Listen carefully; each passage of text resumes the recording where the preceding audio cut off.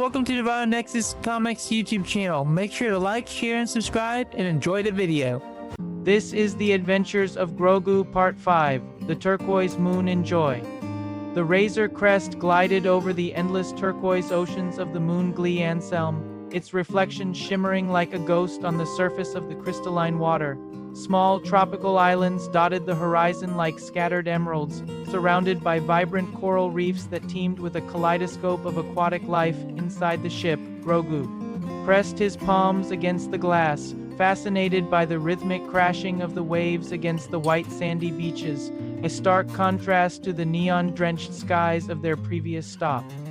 Dingerin guided the ship onto a narrow, stable sandbar, the landing gear sinking slightly into the wet, salt-crusted earth as the engines powered down. He needed to trade a few spare thermal detonators for a canister of refined coaxium with a local Nautilus fisherman, a delicate deal that required his full focus and a steady hand. "Don't go near the water," Mando warned, his voice crackling through his helmet as he checked his gear, knowing well the child's habit of wandering toward anything that shimmered or moved. As soon as the Mandalorian stepped away to meet his contact, Grogu's oversized ears twitched at the sound of a playful, rhythmic splash coming from a nearby tide pool. A school of prism fins, tiny fish that glowed with every color of the rainbow, were darting through the shallow water like liquid gems, forgetting the stern warning. About the ocean's depth, Grogu waddled down the ramp, his robes dragging through the damps, and as he followed the shimmering trail of the fish into the light, the shoreline was a treasure trove of strange and wonderful sensations, from the tickle of cool sea foam against his toes to the warm, salty breeze that ruffled his hair. Grogu stopped to investigate a spiral shell, a translucent, hollow mollusk that hummed a low, musical note whenever the wind blew across its delicate opening. 2. The Small Apprentice. This wasn't just a beach. It was a complex symphony of new sounds and smells that far surpassed the recycled, stale air of the ship's cargo hold. Deep within a cluster of brain coral just beyond the tide pool, Grogu spotted a pearl crab, a curious creature whose shell was encrusted with dozens of tiny glowing orbs. The crab was waving its claws in a rhythmic, defensive dance, seemingly performing for the music of the wind shells, and Grogu couldn't resist the urge to reach out and touch one of the shiny spheres. He approached with wide-eyed wonder, his hand outstretched, unaware that the crab was a territorial guardian of the reef's most precious and hidden treasures. Suddenly, a sand viper, a long, eel-like predator that had been hidden beneath the silt, burst from the seabed with terrifying speed, its mouth agape as it lunged for the pearl crab.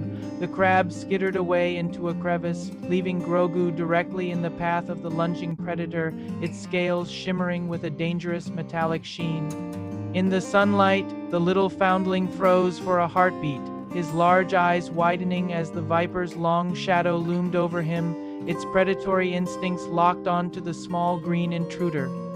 Instinct took over as Grogu raised both hands, closing his eyes tight and focusing all his energy on the heavy wet sand beneath the viper's thrashing tail. With a powerful surge of the Force, he didn't just push the creature back.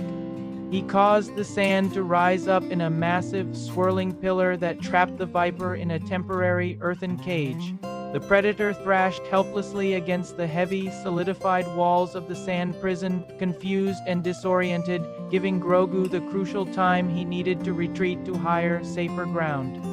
The roar of a jetpack cut through the ambient sound of the crashing waves as Dingerin returned, having finished his trade just in time to witness the collapsing pillar of sand.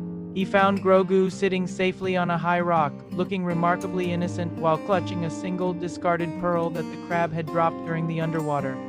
"Chaos, I told you the water was dangerous," Mando sighed, picking up the child and carefully checking him for any signs of saltwater damage or lingering viper bites. As they lifted off and left the tropical moon of Glee Anselm behind, Grogu cooed contentedly, watching the pearl glow with a soft, milky light in the center of his palm. He had faced a sea monster, mastered the very sand of the moon, and come away with a souvenir that would forever remind him of the turquoise waves and the dancing crabs. Back in his prom, as the Razor Crest entered the deep silence of space, Grogu closed his eyes, already imagining what color the suns would be on their next stop.